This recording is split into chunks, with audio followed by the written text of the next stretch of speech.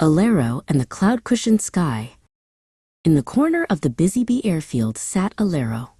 While the other planes roared and zipped through the blue, Alero preferred the soft hum of a midday nap. His propellers were often still, and his wings felt as heavy as lead blankets. He wasn't lazy, he was just perpetually caught in a dream. "Wake up, little wing," the fuel trucks would honk, but Alero would only mumble about marshmallow clouds. He loved the idea of the sky, but every time he tried to start his engine, the rhythm of the pistons sounded like a lullaby, lulling him back into a peaceful slumber right there on the tarmac. Standing tall over the airfield was Nestor, the ancient control tower. Nestor had seen many planes come and go, but he had a soft spot for the sleepy one. He looked down at Alero with his giant glass-paned eyes and clicked his radio.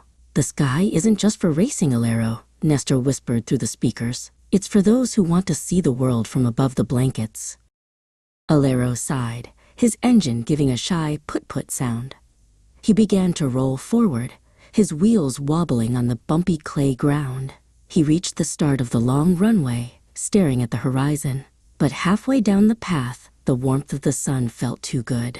His wheels slowed, and his nose dipped toward the ground.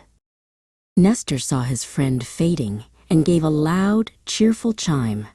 "Don't close your eyes yet. There is someone who needs a steady, gentle flight." Nestor gestured with his long crane arm toward the top of the hangar. There, a tiny passenger was waiting. A small bird named Finn, who had a broken wing and needed a lift to the great forest. Alero looked at Finn. The little bird looked frightened of the height, but hopeful. Alero realized that if he fell asleep now, Finn would never get home. For the first time, Alero didn't feel sleepy. He felt a spark of purpose. He taxied over to the ledge and lowered his wing like a ramp. Finn hopped into the cockpit and chirped a thank you. Alero took a deep breath of cool air. He didn't think about naps or blankets. He thought about the wind. He began to roll, faster and faster. The ground became a blur of clay colors, and the wind began to lift his heavy wings. With a sudden whoosh, Alero was in the air. He wasn't zipping like the jets, he was gliding.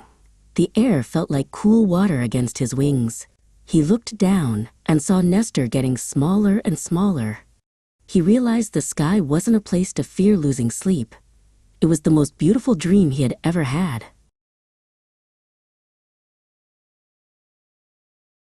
They reached the great forest just as the sun began to set, turning the clay sky into shades of orange and purple. Alero landed more softly than any other plane could, barely disturbing a single blade of grass.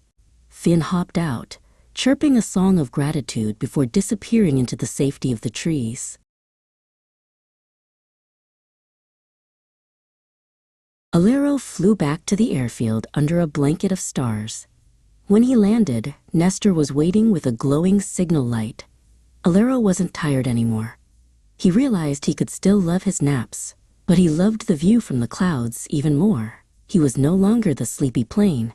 He was the plane who knew how to dream with his eyes wide open.